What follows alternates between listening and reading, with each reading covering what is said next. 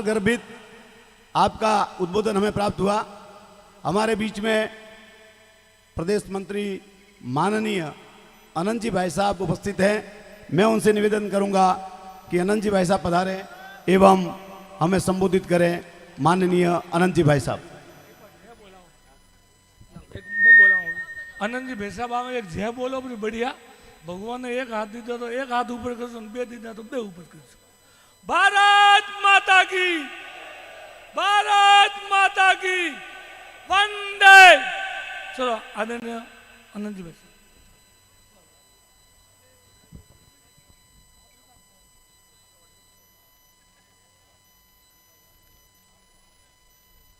एक बार हम जिस स्थान पर बैठे हैं उस स्थान को ध्वनि से कैसे पवित्र कर सकते हैं, इसको लेकर के हम पुनः एक बार जयघोष करेंगे। मैं आज हजारों की संख्या में पधारे भारतीय जनता पार्टी के कार्यकर्ताओं से आग्रह करता हूं कि व्यक्ति का जोश और जुनून जब आवश्यकता पड़ती है तब दिखाना चाहिए। और मैं आप सबसे अपेक्षा करता हूं कि आज इस रणचंडी के घोर साधना के साथ हम सब मां भारती का जयघोष करेंगे। भारत माता की, भारत माता की। राजस्थान की तीसरी परिवर्तन यात्रा समरसता के प्रतीक 36 कौम के आराध्य लोक देवता बाबा रामदेव जी के तीर्थ स्थल रामदेवरा से प्रारंभ हुई है। मित्रों, राजस्थान में इस प्रकार की आवश्यकता क्यों पड़ गई, राजस्थान की ऐसी स्थितियां क्यों पैदा हो गई, राजस्थान के सूरवीरों को जगाने की आवश्यकता क्यों पड़ गई, इन सब बातों की चिंतन करते हुए और चिंता करते हुए राजस्थान के अंदर परिवर्तन यात्रा संकल्प निकाली जा रही है। आप और हम सब भारतीय जनता पार्टी के कार्यकर्ता है और मैं तो कभी कभी खुल करके कहता भी हूं कि हम वो सौभाग्यशाली लोग हैं। कहते हैं कि जिस धरती पर देवता भी जन्म लेने के लिए तरसते हैं, हम सौभाग्यशाली है कि उस धरती पर हमारा जन्म हुआ है। मित्रों, ये भारत की भूमि पुण्य भूमि है, देवताओं की भूमि है और यहां देवता जन्म लेने के लिए तरसते हैं। और यदि कि मातृ स्वरूप में यदि कोई जाना जाता है तो केवल ये भारत की भूमि है, जिसे भारत माता के नाम से भी जाना जाता है। सज्जनों, हम बहुत सौभाग्यशाली है कि इस भारत में हमारा जन्म हुआ और उससे भी सौभाग्यशाली है कि हमारा जन्म राजस्थान में हुआ। कहते हैं कि सर्वाधिक लोक देवता हमारे राजस्थान की धरती पर हुए और कहते हैं कि जब जब भी धर्म की हानि हुई है तब तब किसी रूप में परमात्मा अवतार लेकर के और हमारे धर्म को बचाने का काम किया है। आज ये भारतीय जनता पार्टी कोई एक सिंबल से चुनाव लड़ रही है और एक सिंबल तक सीमित है, ऐसी बात नहीं है। मित्रों, ये भारतीय जनता पार्टी राजस्थान के साथ साथ भारत में एक अवतार का रूप है। और भारत माता कहते हैं कि गुलामी की जंजीरों को झेलते हुए और कांग्रेस के दंश को झेलते हुए भारत माता एक राख के ढेरे पर आकर के खड़ी हो गई थी। लेकिन एक चिंता करने वाला व्यक्ति और इस समाज का जन जन हितैषी हर एक परिवार से एक नरेंद्र मोदी बन करके उठा और 2014 के अंदर भारत माता जिस राख के ढेरे पर खड़ी थी उसकी चिंता करते और पुनः विश्व गुरु के सिंहासन पर बिठाने का काम किया है। उसमें आप और हम सबकी अहम भूमिका थी। लेकिन मित्रों, समय धीरे धीरे करवट लेता रहा और राजस्थान की जनता किसी कारणवश थोड़े से पीछे रह गई। और वो काल, वो भ्रष्टाचार का समय, वो कुशासन, बहरी और गूंगी सरकार, जहां महिलाओं पर अत्याचार किया जा रहा है, पेपर लीक के सर्वाधिक घोटाले राजस्थान के अंदर हो रहे हैं, भ्रष्टाचार की सबसे बड़ी सरकार राजस्थान की है, कुशासन की सबसे बड़ी सरकार राजस्थान की है। और ये राजस्थान की सरकार को उखाड़ करके फेंकने का अब जिम्मा हमारे हाथों पर पुनः लेना होगा। सज्जनों, ये राजस्थान वीरों की धरती है और ये आज कायरों के हाथ में कैसे खड़ी हो चुकी है, इसको लेकर के चिंता करने की आवश्यकता है। ये राजस्थान कभी कभी पूरे भारत तो क्या पूरे विश्व के अंदर नेतृत्व करने वाला देश, और उसका ये एक राज्य, हमारा पड़ोसी राज्य आज भारत का सबसे शक्तिशाली राज्य बना है, तो उसको देख करके हमें राजस्थान को भी एक शक्तिशाली राज्य बनाना होगा। मित्रों, हमारे पूर्व वक्ताओं ने बहुत सारी यहाँ की समस्याओं को लेकर के अवगत करवाया है। मैं आप सबसे आह्वान करना चाहता हूं कि भारतीय जनता पार्टी का उम्मीदवार कमल का फूल है।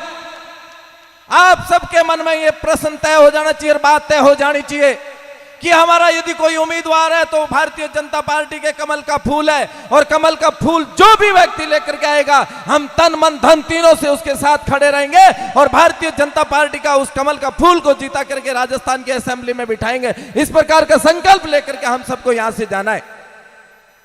भाइयों और बहनों, आज जो चुनाव हमारे एकदम सिर के ऊपर आ चुके हैं, और मैं आप सबसे आग्रह करता हूं कि जो हमारा उम्मीदवार है कमल का फूल, और उसको जिताने की जिम्मेदारी हमारी है। भारतीय जनता पार्टी का एक एक कार्यकर्ता बूथ स्तर को कैसे जीत सकते हैं, हमारा बूथ कैसे मजबूत कर सकते हैं, हमारे बूथ को हम कैसे जीतेंगे। आपका बूथ जीता गया तो भारतीय जनता पार्टी का उम्मीदवार स्वतः ही जीत जाएगा। हमारा बूथ हारता है तो हम हारते हैं, या कोई पार्टी नहीं हारती है। मित्रों, इसलिए समय रहते हम सबको चेतने की आवश्यकता है। आज राजस्थान की जो पीड़ाएं हमारे सामने गिनाई जा रही है, दिन दहाड़े उदयपुर की घटना को याद करते हैं तो हृदय दहल उठता है। कन्हैयालाल की हत्या का अंजाम दिया जाता है, राजस्थान का प्रशासन मौन स्वीकृति देता है उनको। भीलवाड़ा की घटना को याद करते हैं तो हृदय दहल उठता है, राजस्थान का प्रशासन मौन स्वीकृति देता है। एक शिक्षिका पर जयपुर में किस प्रकार का अत्याचार और अन्याय किया जाता है, हृदय दहल उठता है।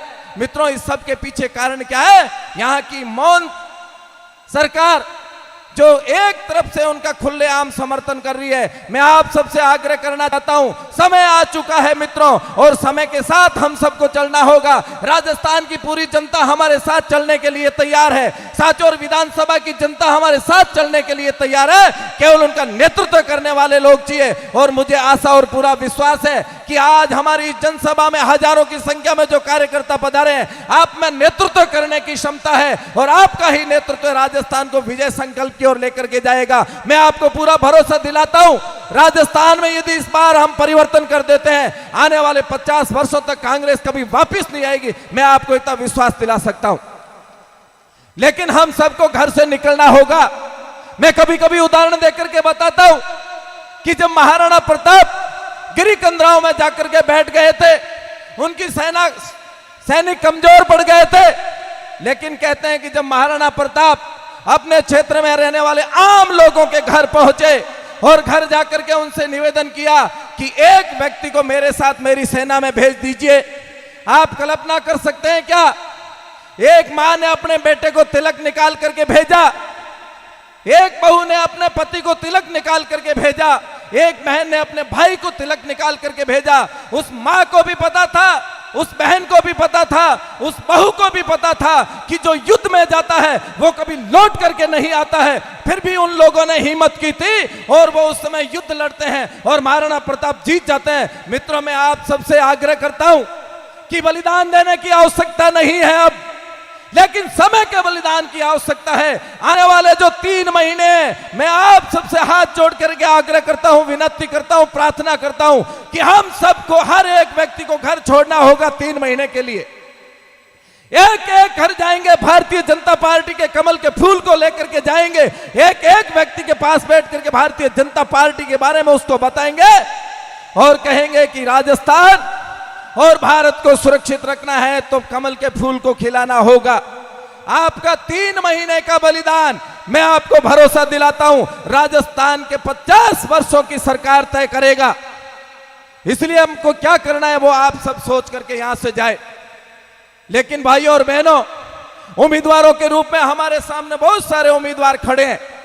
आप चिंता मत करना, सारे उम्मीदवार हमारे हैं। और मैं तो खुल करके कहता हूं कि जहां से उम्मीदवारी लोग नहीं करते हैं, इसका मतलब वहां नेतृत्व को स्वीकार करने वाले लोग नहीं हैं। यहां तो 11 उम्मीदवार है, इससे बढ़ करके हमारे लिए खुशी की क्या बात होगी। इसलिए जो कमल का फूल लेकर के आएंगे, हम तन मन धन से उनके साथ रहेंगे और भारतीय जनता पार्टी के कमल को फूल को जीता करके यहां से भेजेंगे। ऐसी आशा और अपेक्षा लेकर के मैं मेरी बात को विराम देता हूं। भारत माता की। जो भरा नहीं है भावों से, जिसमें बहती रसधार नहीं, मानव नहीं वह पत्थर है, जिसमें देश के प्रति प्यार नहीं। ऊर्जावान, हमारे अंदर जोश आ जाए, वैसा माननीय अनंत जी ने हमें संबोधित किया।